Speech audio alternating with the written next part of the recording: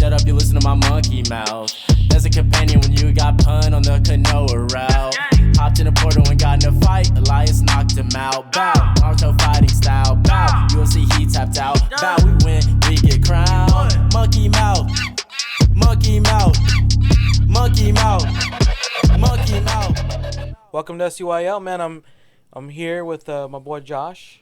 What's up? You guys already know, co-founder of Monkey Mouth Studios, kind of wingman on this podcast. Always happy to run co-pilot anytime you have someone in, and always happy to kind of be the guy who can come in pretty consistently. You know what I'm saying? Like, just be here whenever no one else is around. You know what I'm saying? Yeah, I mean we're gearing, I'm always down to make good content. Yeah, we're gearing up for like a semi-busy rest of the week, but I think it's always good to get like the old standard old school, you know. Yeah, well, I mean, this is the first time that we've done just a solo you and me shut up, you'll listen in a hot minute. It has been, yeah. We need to do a solo you and me once we woke up as well. Yeah, we need to hit that again hard because so essentially we're here because man, we got to do we had to get one in because man, it's good to just have us two kind of like go back and forth. It's a lot of fun.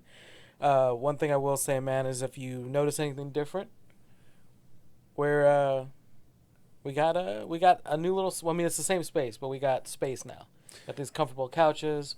We're out of our little work zone area over there. Yeah, I mean, the comfort zone, right? Anybody who's been watching is familiar, right, with the way the set typically looks. We're typically off to that way. Yeah, you know exactly. what I'm saying? Screen right, and there's like a little cubby hole over there that like is where we typically do our recording, but there were some shortcomings, right? Like we had to have our workstation and all right there, right? So like we were always having to drop the logo right in the middle of the videos because it looked better than the screen just blaring. And it didn't make much for comfort. One of us had to be tucked away in the corner each time we got. Oh, I mean, we're both in the corner, right? Yeah. Like we're both literally in corners. Yeah. And I know I was always having to like struggle with watching my posture. Yeah, exactly. Like I'm pretending I don't want to be all slumpy shouldered. Like I don't want to look like a slouch. You also don't. I mean, it has this particular look of like you not wanting to be there, but you do because you're just kind of slumped over. You're not taking care of your posture. Exactly. So you're not exactly like. It's just one of the things, man. Like I could see myself on the camera like slumping and slouching, and like it bothered me, right? Like I always wanted to like put my chest out, you know what I'm saying? And now like here, like I'm nice and comfortable. I can sit like this for literally however long I need to, and like not have to worry about being discomfortable. Shout out to your mama. Yeah, man. Shout out, mom, dude. She's the one who got us the new microphones and the arms and the digital and the audio interface that allows us to actually run this nicer setup in the open space with the nicer microphones and the higher audio quality and you know it feels good. The nicer, more ambient.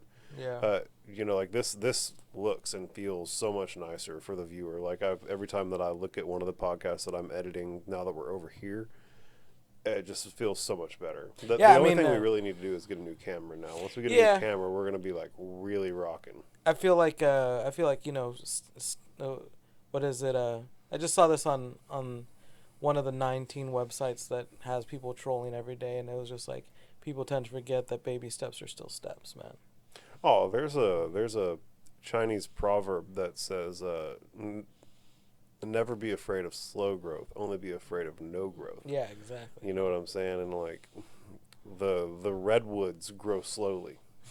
You know what I'm saying? Like it's just the matter of fact. Everything that's worthwhile usually takes, you know, some fertilizing and taking good care of it. Look out for our next podcast. What is it called? What was that?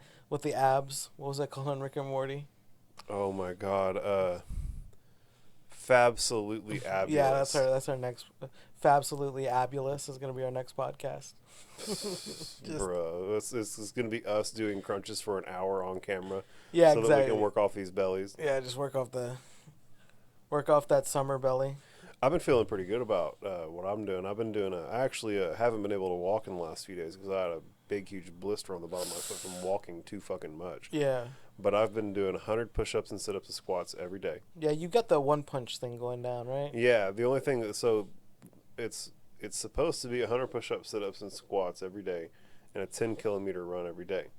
Now, obviously I can't get to all that. Yeah. Like, so my average pace whenever I'm jogging is just about 4 miles per hour, and so like that's 10 kilometers is about 6 miles, so that's like an hour and a half straight of jogging. I just ain't got that type of time, so I do.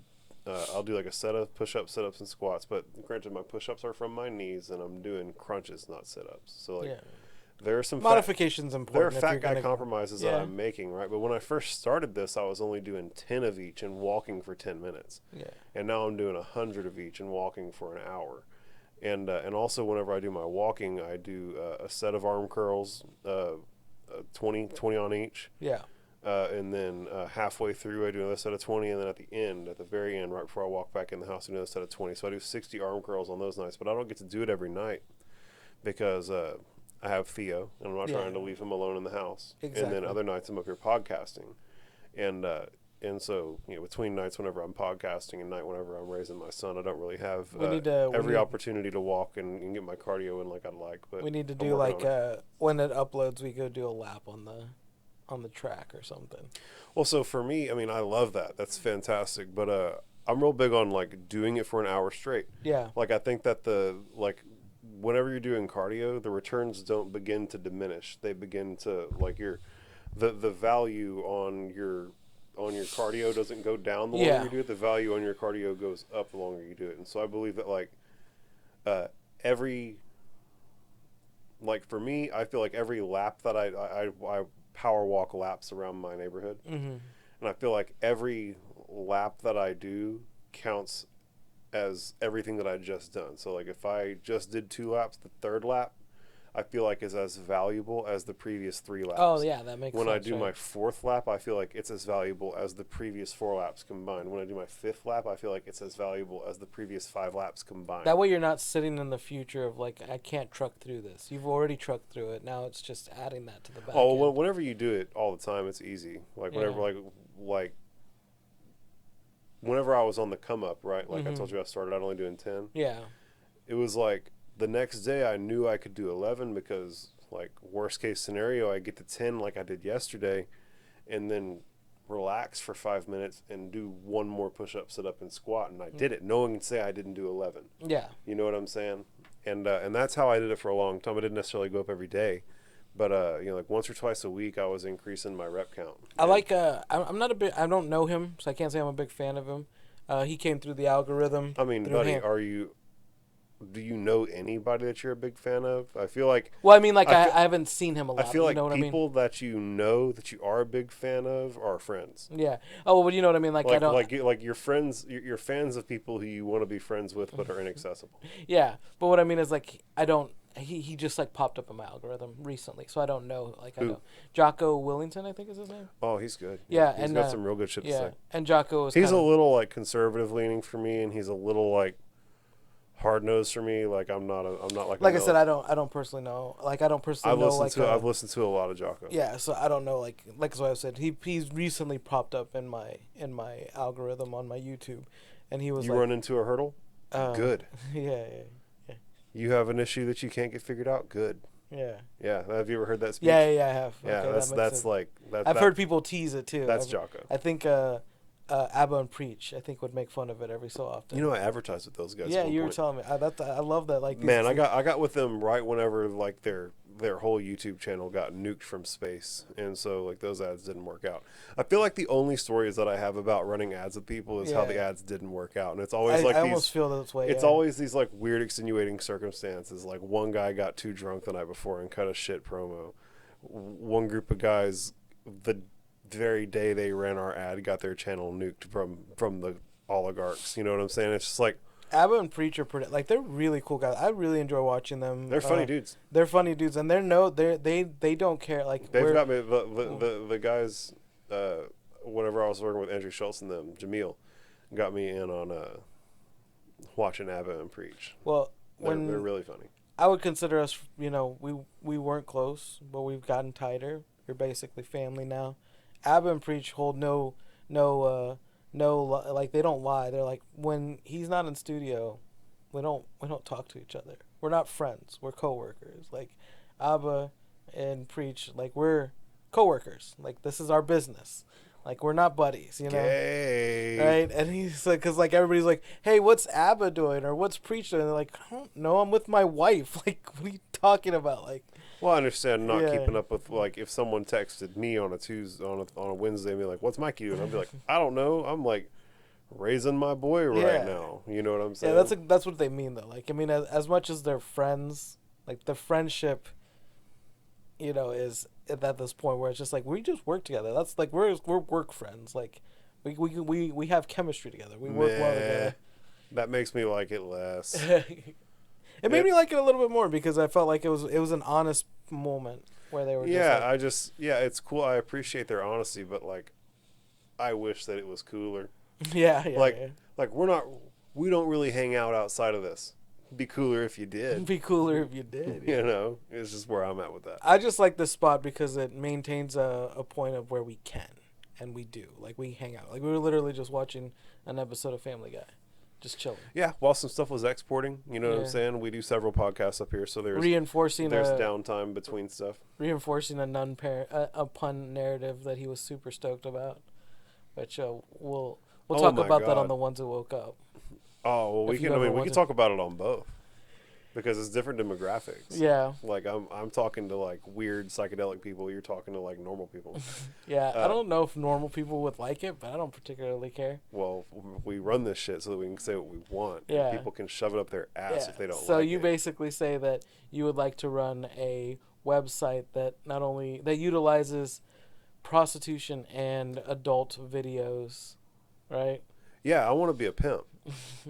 Except, well, I am a pimp, but I want to be like a legitimate. I want to be a legitimized pimp. Like I want to be able to fucking send hoes out to suck dick for money and it be legal in the state of Texas. And I think that the way I can do that is by just doing like at home pornography. Yeah. Like as long as like we're taking it and selling it, then it's cool. And like we're taking that video and selling it back to the person who we produced it with. Yeah. You know what I'm saying? So you can have like your own at-home personal piece of pornography that you can stimulate yourself to moving forward, right? And like, so we just send someone out to produce a porno with you so that you can have your porno for life. And if you do it right, you can buy it back from us, Yeah. right? And then it can be like your personal tape, or you can pay the like non-premium price and we'll upload it to our channel, and like we can make money off you getting Yeah, we it can make essentially money stays off you getting your mind blown on the back end too. And then all the people who pay the premium price to like have it so that their shit's private, extort the fuck out of them. Like just extort the living shit out of them. Like if you're a senator and you like have Becky come blow your back out pegging your ass, you better fucking believe that I'm taxing your ass on the back end. I can never actually do this now because people are going to see this and be like, well, he's going to blackmail me. Mm-hmm. You're absolutely fucking right. But if Mikey does it, he's a stand-up guy. And like, we're only work friends. Like, That's hilarious. you know what I'm saying? I We're don't know only what he has. work I don't know what he has going on outside of this. So like, you could trust Mikey. We're only work I definitely won't be the one on the back end actually blackmailing the fuck out of everybody. No, this is just a fun conceptual idea, and you can absolutely come down to Mikey's house of pussy pleasure and have your mind blown by some foxy redhead or whatever your mind's on that day, and record it and get your rocks off legally. I don't understand why that's not cool, but I don't understand why prostitution is illegal. Like, I understand that there's like nasty stuff that happens within the sex industry, but a lot of that is the results of it being illegal. Like, you turn it into a black market and like you get these nasty pimps and shit. And I furthermore don't understand how, I don't understand how I can give my dick away, but I can't sell it. What? You know what I'm saying? Like if someone walked by the door right now and was like, "Hey, you look great. You want to fuck?" I'd be like, "Sure, yeah, let's do it." And I could consensually give it away.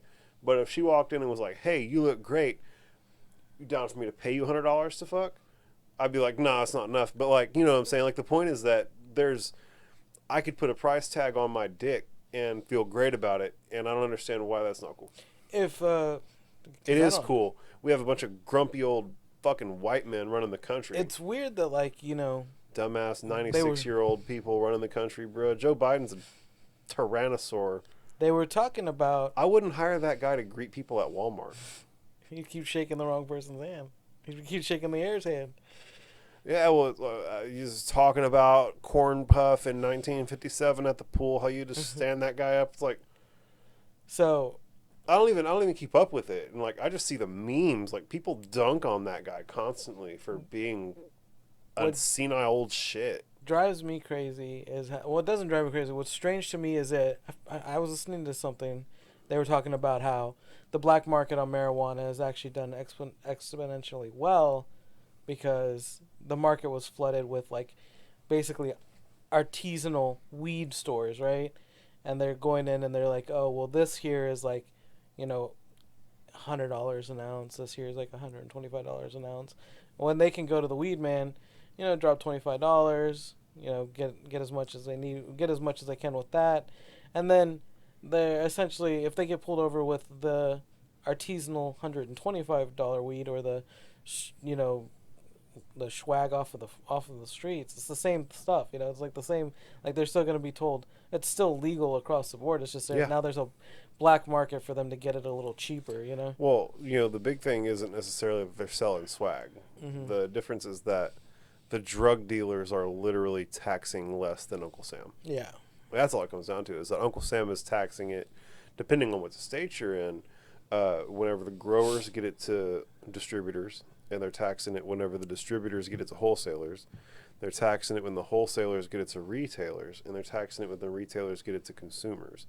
So that's 4 or 5 layers of tax, which is like probably about normal in like any like black market tax scheme as well. But like, the black market people like know clearly what they're competing against. They see what the price tag is in the stores. Yeah. And they don't have to, the price tag's like that in the stores because it's been taxed so many times, right? But like if you're a dude in Colorado who like has 3 buddies who got a farm together who are pumping out, 150 pounds a year or something like that, you can sit there and sell that all year at 25% less than the store, and it's all your money. You're not splitting it with Uncle Sam or nobody. That's yo money. Yeah. And so, it's just, at the end of the day, there's slick-ass businessmen who want that cash and are willing to operate in the gray market. It's really not even a black market anymore. Just a gray, you're willing right. to operate in a gray market for the sake of cutting out the tax man so that they can undercut the competition. So, if you were to move forward with, like, letting LSD be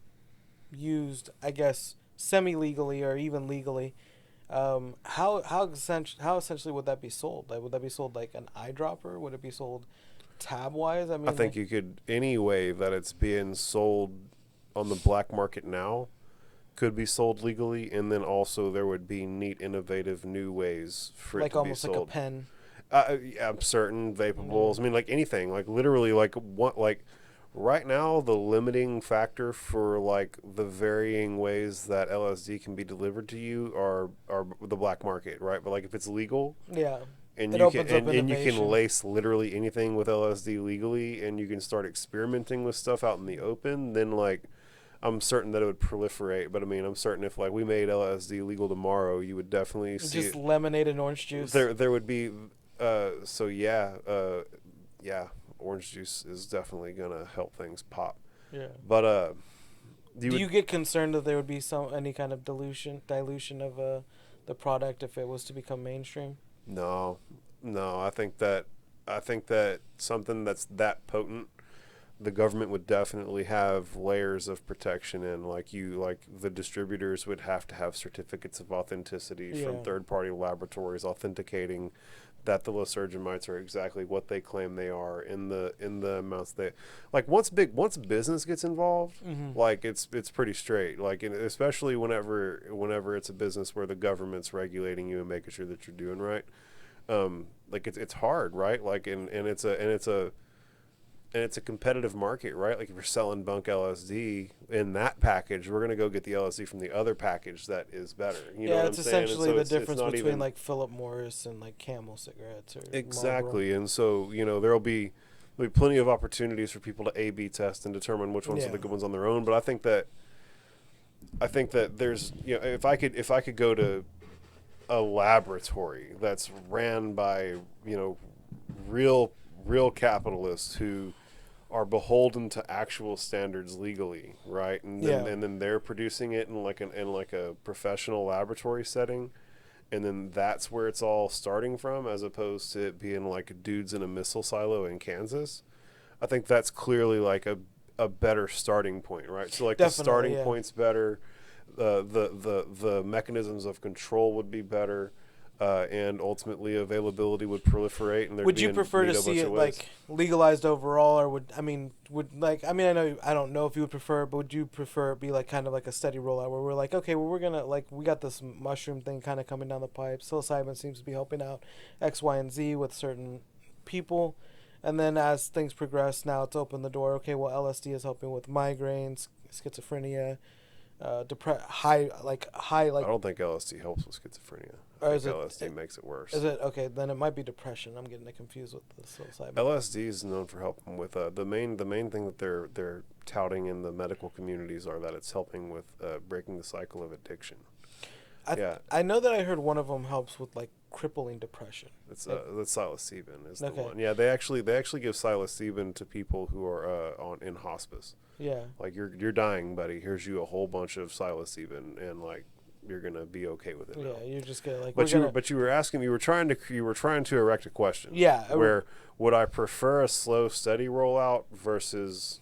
Yeah, versus what? Like a market flood of just like, okay, well now, psilocybin is legal, LSD is legal. I don't know. Let's say that we're letting ketamine be used recreationally or.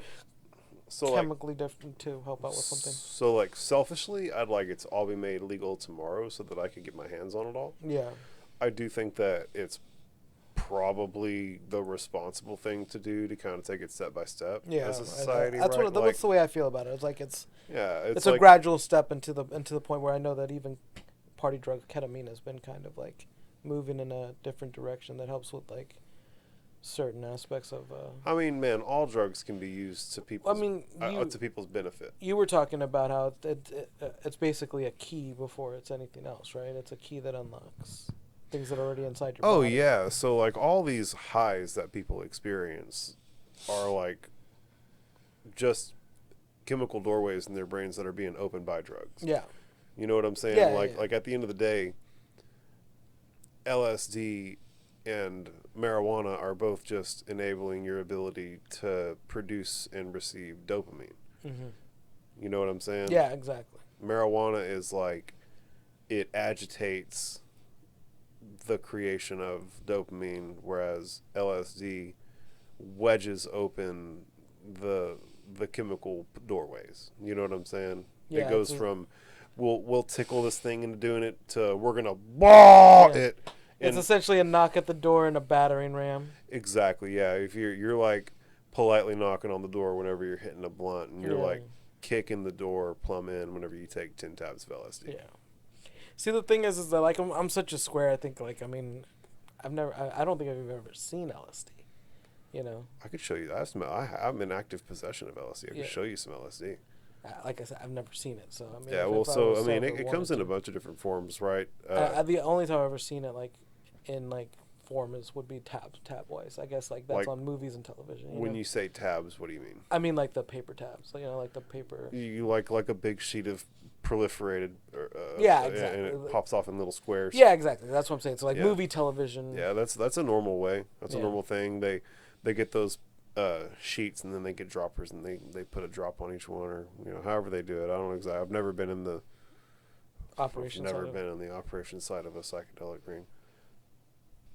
Yeah, for the camera. What's up? Then yeah, but you can get it in the form of those tabs. It all starts as liquid LSD. Yeah, so that's right. Like it's all just a liquid, and then they'll apply the liquid to the tabs. They'll put the liquid in gel packs. Mm-hmm. They'll put like the Listerine breath mint strips. Oh, okay, they'll put it on that type of shit. They'll put it on like any type of hard candy, like a sweet tart. I had some LSD that was on some sweet tarts that lit my ass up. You could see where like they dropped it in the dish, like in the concave part of it, and is that what they call the one with the tracers? Is that the one that has the tracers where your hands kind of like trace beyond you? So it's like you kind of move your hand and. You talking about LSD? Yeah, LSD. That's a pretty common thing amongst all psychedelics. Okay, it is okay. Yeah, I've experienced. I mean, you have tracers. Yeah, you have in tracers, normal life. So of course, yeah. The thing is that it's just more neato to look at. Yeah. And like. Never seen. Yeah, I've done it with mescaline, mushrooms, LSD. So the cool thing about mescaline for me neato. is that comes back to like a more spiritual kind of like reverence to it, right? Not that other ones don't. Well, like peyote, yeah. you know, but just pure mescaline is just a drug at that point. Yeah, but I'm just saying, so like mescaline is found in the nodules on certain cactus plants, right? Yeah, I mean the mescaline use originated in peyote ceremonies in Native American tribes. Yeah. And if I'm not mistaken, I think it's an alkaline, right? So that one's like, I don't know if they're all particularly alkaline, but that one. I don't even know what that means. So it's like it's like a heavy, like the compound of it is like a metal. I'm unfamiliar.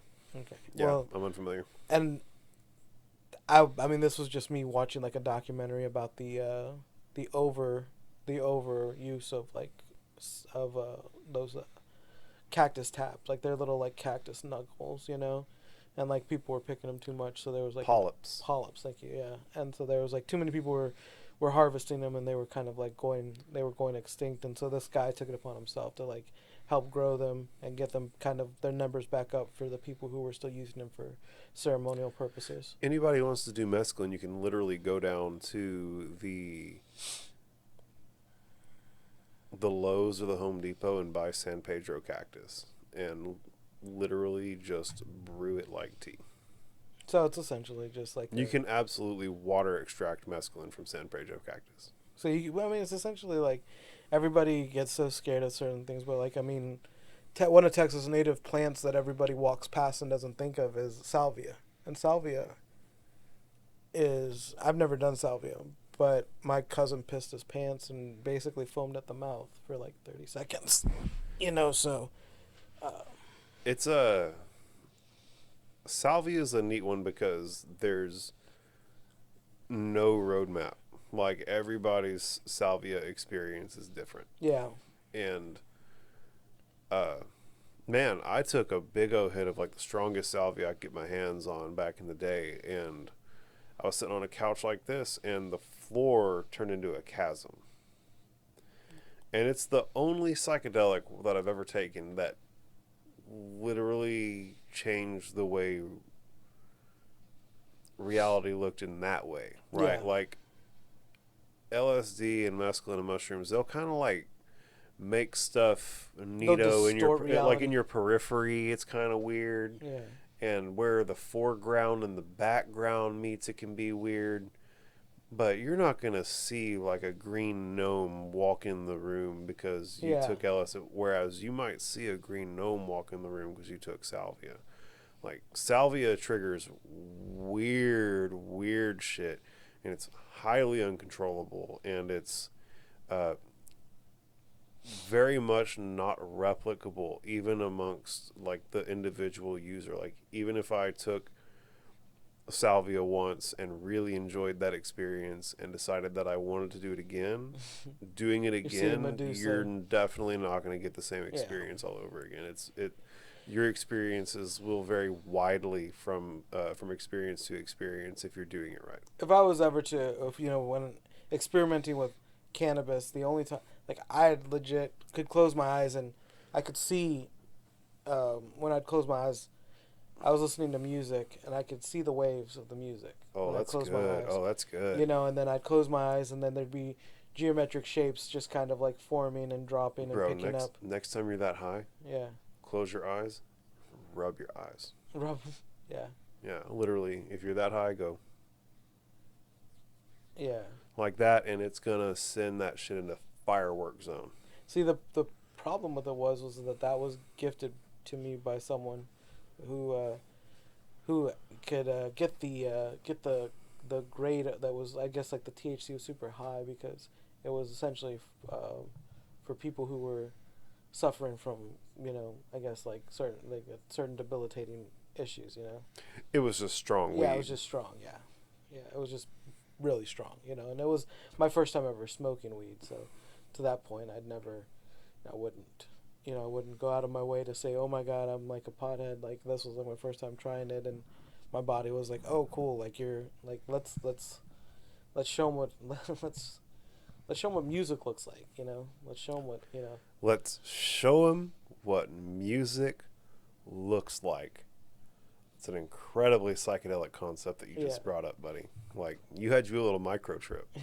Yeah, it was amazing. I mean, I couldn't say that I couldn't say any more positive things about it. Buddy, like, if you liked that, then you definitely would enjoy some mushrooms, fam. Yeah. Like you would absolutely hang out and like vibe, and listen and like that would go on. That type of shit would go on for sure. Yeah, that's why I'm real big on whenever you take psychedelics, meditating in silent darkness. Yeah, it's because whenever that type of stuff starts going on, and it gets to the point where like it's overwhelming, you'll want to open your eyes and like orient yourself by being like, that's a table. This is like, I'm on a couch.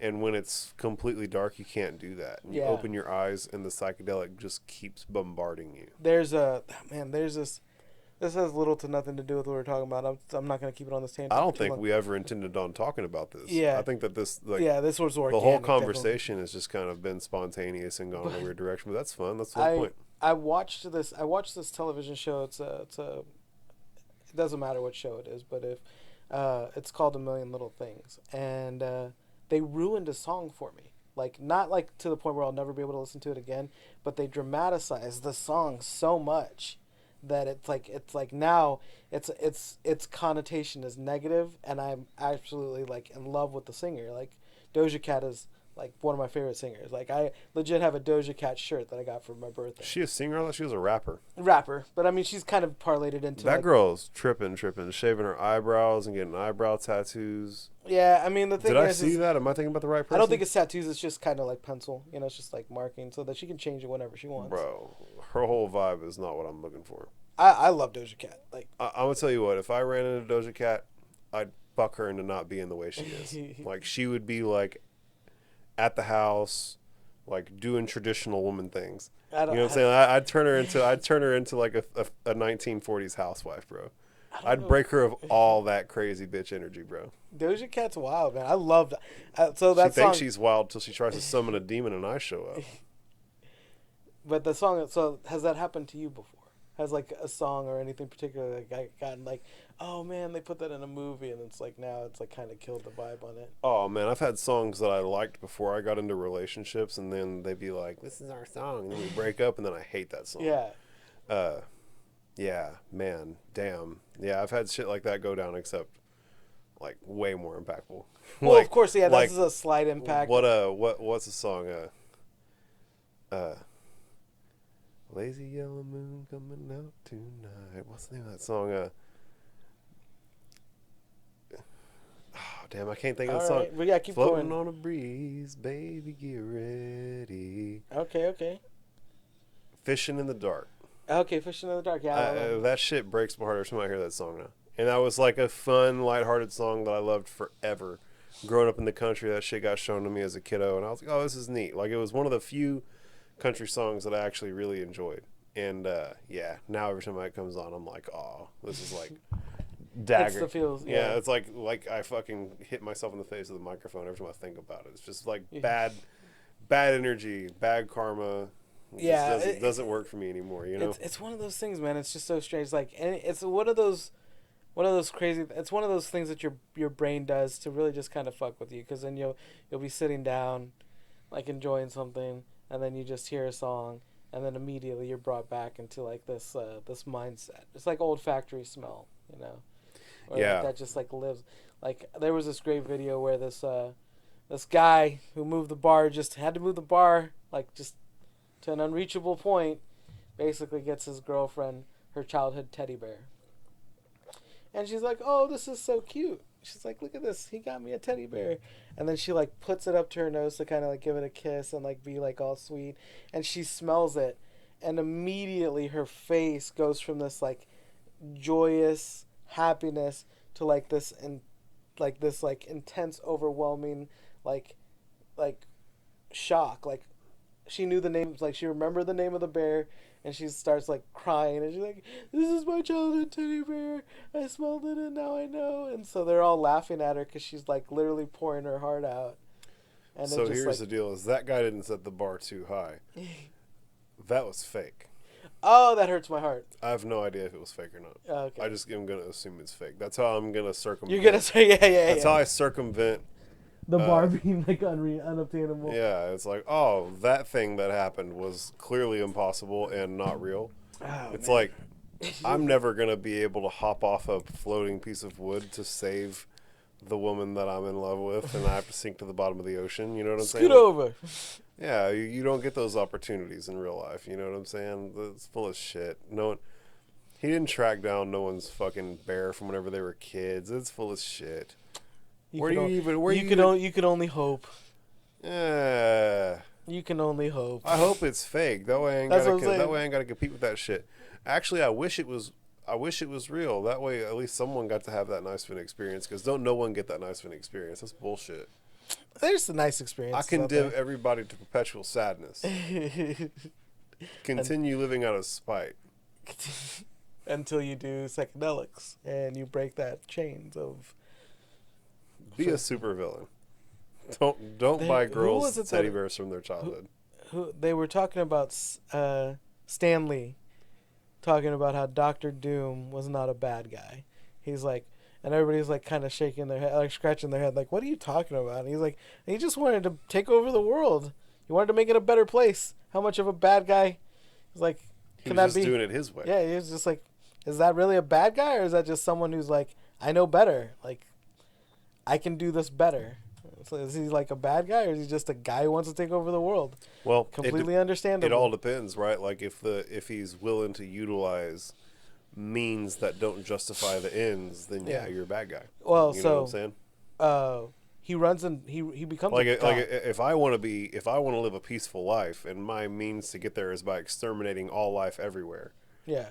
Well, he runs into Thanos, and Thanos has Who's this? Dr. Doom runs into Thanos. I'm unfamiliar with who Dr. Doom is. What's the Fantastic Four. So he's basically like the titular bad character from Fantastic Four. Okay. You ever seen the big bad from? Yeah. Fantastic You ever seen Four? You seen the Doom rapper, right? I can't think of his name, but the Doom rapper. He's kind of got that similar mask. I don't know if you've ever seen him, but anyways. He's he ends up traveling out to a certain point, and Dr. Doom becomes a god. And then Thanos stops him and says, if you're truly a god, then, if you were truly a god, I would have heard of you, and we would have tangled, right? We would have been in some sort of altercation. So clearly you're nothing, and I'm the person standing in your way from this ability to, to call yourself a true god. And it's like, oh, you're trying to be a god. Yeah. But me and you ain't tangled yet, so if you want to get there, we got to tangle. And like, so, I'm your litmus test, motherfucker. And so he essentially pulls Thanos' spine out. Holy shit. And eviscerates him. He just becomes like literally like cosmic dust. And that's it. He just moves forward and he's like, yeah, I guess I'm a god. Like, Man, that reminds me of there's a scene in Boruto, the anime. Yeah. Where Orochimaru, who was one of the big bads from the original Naruto anime, but gets like arced out and becomes like a quasi Jerry. Like not really a good guy. No, Orochimaru is definitely not Jerry. I'm just kidding, man. Orochimaru would consume Jerry. But he gets like this redemption arc, and he winds up being like not the ultimate big bad, and like he's like still being watched by the Hidden Leaf, but like he's like all right, I guess. He's Mitsuki's parent. But he goes and winds up saving Boruto and like one of the Jonin from this ninja who'd been like built up as being really badass. Like she was like the personal bodyguard of like this other real badass ninja, and like he was relying on her because she was more badass, and like it was like a scary thing that like Boruto, this young ninja, and this injured Jonin was about to have to take on this character who'd been built up as this big bad. Yeah. You know what I'm saying? And Orochimaru pops in, and she tells him, if you move a muscle, you're dead. And he dips his head like that, and she kind of goes back like that, and like all you see is sword slashes, and she turns into dust. Like Orochimaru literally Thanos snaps this bitch. And whenever you said that Doctor Doom eviscerated Thanos and he like turned him into cosmic dust, that scene where Orochimaru literally dusted that bitch is like a scene that I feel like has the same energy, which you don't understand the reference, but that's good. I mean, that's good because literally all you do is talk about bullshit that I don't understand. So I finally get to fucking nerd out and talk about some shit you don't get. I literally watched the episode of The Simpsons that brought up that got me to get this tattoo. I've worked in the food service industry for years, and this is like I actually watched the episode like this week. It actually came. I think it came on like yesterday, and it was so nice to kind of like because they don't show like classic Simpsons as much as they should. And so this was like what like I was like, oh man, I was like telling my family, I'm like, so this is like the reason why I got this tattoo, and it's just kind of nice. So hit you into nostalgia feels. Yeah, exactly. So do you plan? Would you ever get like a Naruto, any kind? Or are you a tattoo person at all? I'm not opposed to them. Yeah. I just don't really have the money. Yeah, I get it. And if I do it, I want to get really nice tattoos that are going to cost lots of money, right? I get that. But I've got 3 tattoo ideas, and they're all from Adventure Time. Oh, okay, yeah. I'm gonna guess that one. Can I guess one of them? I mean, it's your podcast. You do what you want, buddy. There you go. I'm gonna do it. The lynch. Wrong. No, actually, you nailed that. Yeah, so the lynch. Continue. And then what is that? The Wanderer. What is that called? Up here. Oh, Magic Man. Magic Man. That's such a good guess. And then probably, I would say, one of the lemons, just to be offbeat. So, I love your guesses. Lemon grab, unacceptable. That's a perfect tattoo. But I want to get 2. I want to get one right here and one right here. And, whichever arm. Yeah. There's the Lich. I want to get the Lich on one forearm, and I want to get the tattoo of just his skeleton face after Billy's face melted off of him. And he tells Finn his plan, how he's gonna take these ancients that he just broke out of jail, and he's gonna sail to 1 billion worlds and extinguish all light. Yeah. And I feel like that's some of the best voice acting work that Ron Perlman's ever done. Ron Perlman's a goat, man. Ron Perlman nailed the Lich, bro. Like, Ron Perlman made the Lich. And so I want the Lich right there, close to my elbow, and then the quote. Oh, you know how like girls fucking put it right there and just put the quote right there. And on the other arm, I want to get the Royal Tart Toter. And the Royal Tart Toter is a character who literally made one appearance in the entire show. I think you've told me about him. It's like he kind of comes in through wooden doors, right? I think you showed. Yeah, he comes bursting in. So there's an episode where Finn and Jake are tasked with delivering the royal tarts to a royal summit that Princess Bubblegum and all the other royalty are doing. And Princess Bubblegum always brings these perfect tarts, right?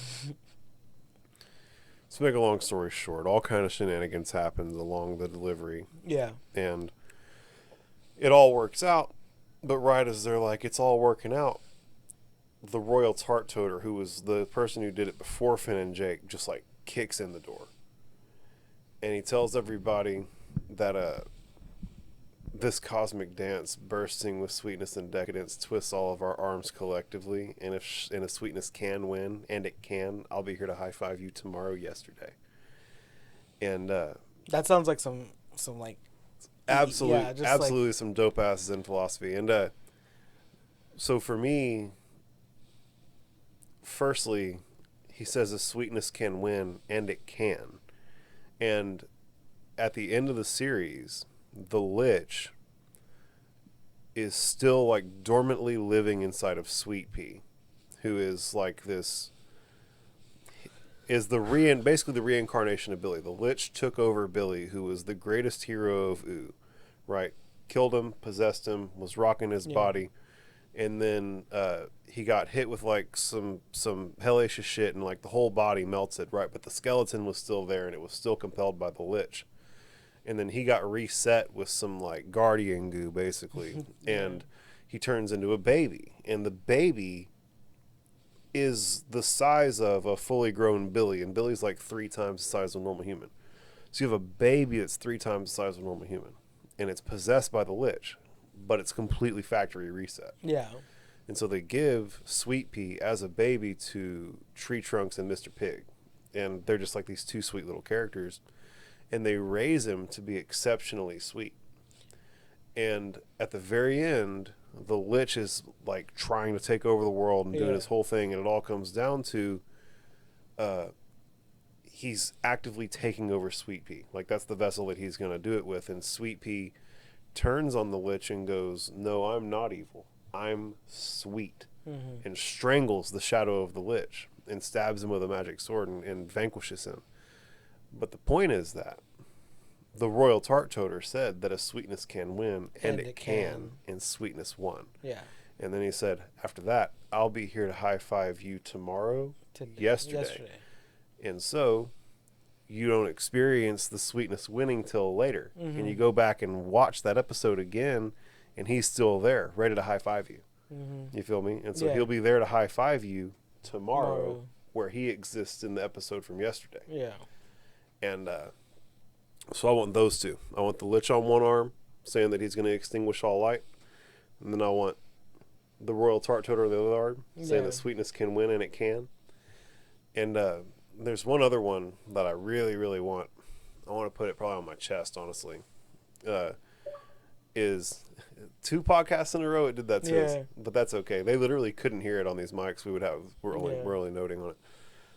For anybody who's curious, our Xbox is going into sleep mode right now, so it made a little noise. But there's a character in the show called Maja, who's like a witch.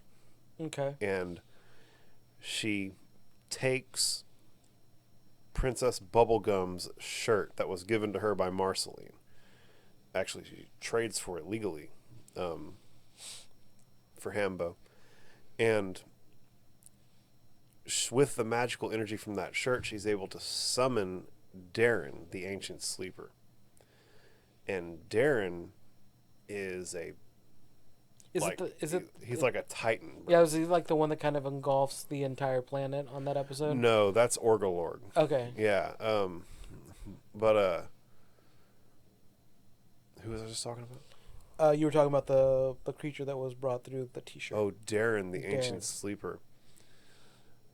He's a literal mountain. Like he was literally sleeping under the ground, and she like summons him, and he like stands up, and there's like trees and shit on him still. Like he's got like hills and like significant pieces. Like he stands the size of any skyscraper. Yeah, you know what I'm saying? Humongous. And he leans down and says to Maja that he had a dream where he was fighting an army of soldiers that could birth new soldiers from their own blood. That he was infinite. And that's one of my favorite quotes. That's like literally my favorite quote from the whole show. Is Darren waking up and going, I had a dream where I was fighting an army that could birth new soldiers from their own blood. I was infinite. Then he asks Maja, do you understand? And Maja's like, yeah, let's go take over the Candy Kingdom. And like completely blows off this like hellaciously profound shit that like Darren the Ancient Sleeper just woke up out of a God knows how long of a slumber. Yeah. Dropped some like God knowledge on you, and you're like, meh, we're gonna go kill the Candy Kingdom. You know? And it gets kind of glossed over, but like the moment I saw that shit, it hit real hard. It hit hard. And so the Lich on one forearm, the Tart Toter on one arm, Darren on the chest. That's like the ultimate sack. That's the trifecta. Pun. That's what Pun wants. If I had $100,000 tomorrow and I could start buying tattoos and living my life, those would be the first 3 tattoos I got. I nerfed my tattoo with this one, so I'd have to find another place for it. But I was like obsessed with Constantine for a long time. I didn't read much of the Hellblazer comics, but definitely the movie. And he has "Into the Light I Command Thee" tattooed on there, and so he has "Into the Light I Command Thee," and that's like one of the man. It's just this really badass tattoo that like I've always wanted, but I kind of nerfed it with putting the 3-eyed fish there. I mean, you can always get a dope ass cover up. Yeah, well, I mean, I don't know. I like my fish. My fish represents a time where I was putting 120% effort in something that gave me 5% love. You know. Just remember to this is a constant reminder to put your effort where the returns are. Yeah, exactly. Yeah. And I feel like that's what this is.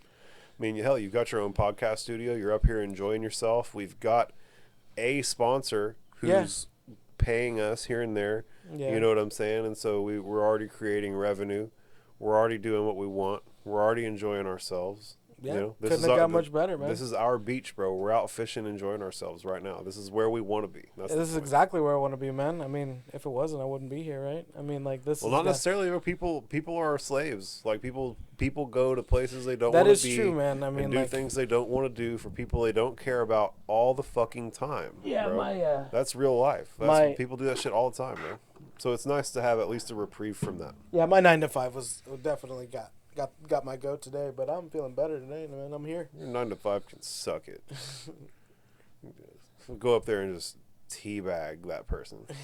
Yeah. I'm the wrong one. I'll cost you a job, bro.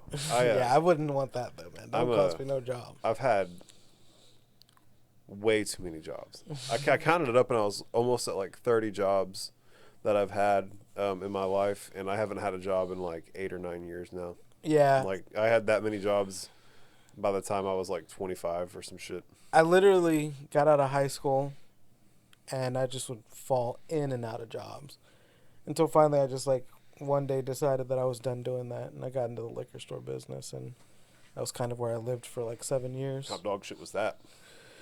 Not really that bad. Yeah? Because I was always there by myself. Seeing people drink themselves to death, though? Oh, that's why I got out.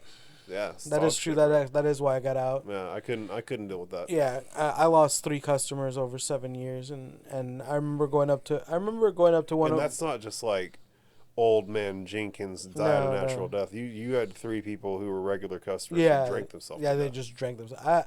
I watched a guy get a 375 of Skull, SKOLL, I think, or SKOL. Isn't that just like $7 vodka? It's like it's just like basically it's like right there with Taka. It's exactly Taka is what it is, yeah. And was that the one? The top well, I'm saying like it's the same thing. Oh, okay, it's so an equivalent. Yeah, it's an equivalent. Right next to Taka on the bottom shelf. Exactly. And he literally like pinky up, totes it back, drinks it. You watched him do this? Yeah, I watched him. He did this in the store? He did this in his car. He got there at my God. 10, buys it at 10:05, drinks it at 10:10. He hands me the cash with a hand that couldn't close all the way, that was shaking. Takes the bottle, caps it, drops it, straightens out, stops shaking, and drives off. That was a man who was no longer drinking for pleasure. He was drinking to survive. Damn, bro. That's rough, yeah. And See, I couldn't deal with that. I had a lady come in. That's a hard time, bro. That's a real hard time. I had a lady come in one day, and her mom had passed away, and they were really close, which who isn't, right? But they were really close, and so she's just like, she comes up with like these 2 big bottles of Jim Beam, and she's like, and she's like, I was like, everything okay? I hadn't seen her in there, I don't recognize her. This might as well be the first time you ever dealt with this person. And she just like drops these 2 big 1.75 liters of Jim Beam, and she's like, my mom just died. I'm going to drink this in her grave. And I was like, she's like, I'm thinking about drinking myself to death. And as soon as I heard that, I grabbed them, I put them on the floor, and I said, now, would your mom want you to do that? Well, you're going to sit and cry and drink at her grave. And at this point, I said, your mom doesn't want that. I was like, boom. I said, here's a 375. Because it still have to make, it's still the devil in me, I guess. And like, like here's you some alcohol, go drink, but not enough for you to drown yourself. Yeah, I was like, celebrate her life, man. Like, celebrate her life. Don't.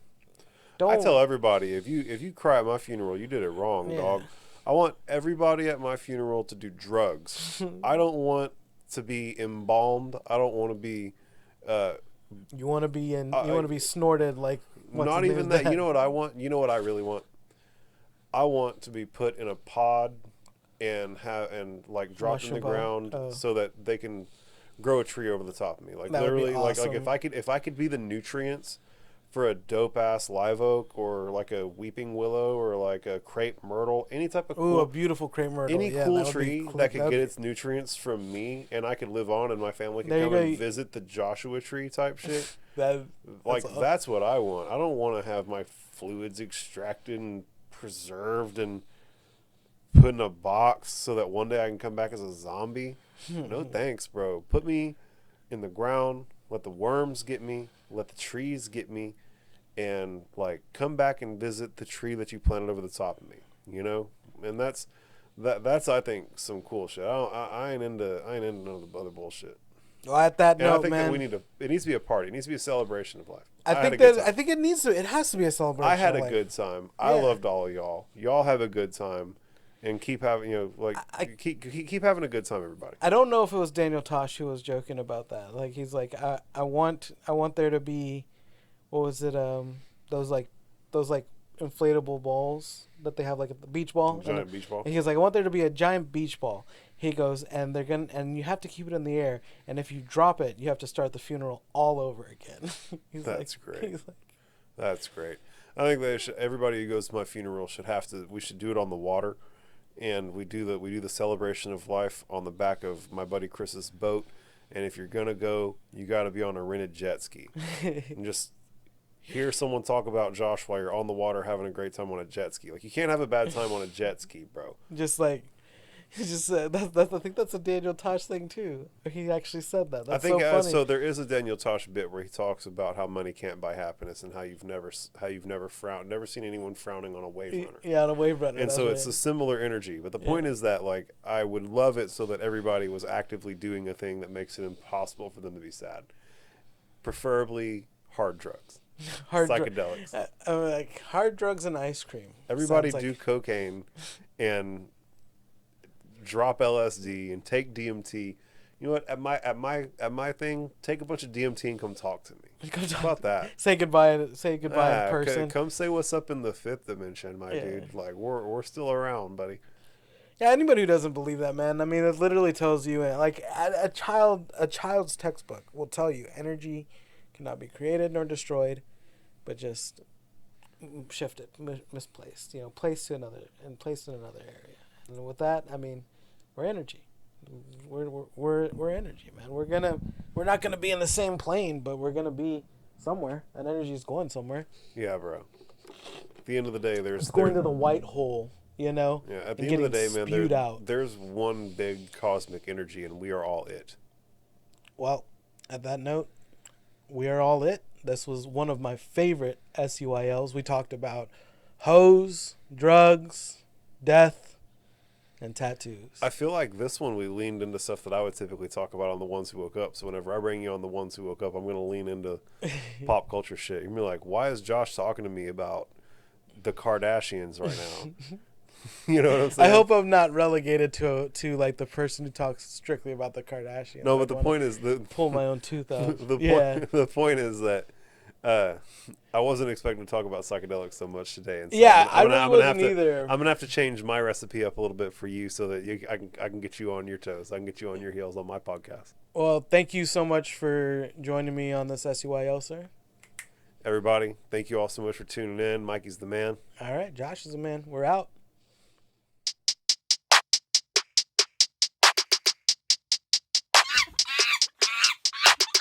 Shut up, you listen to my monkey mouth.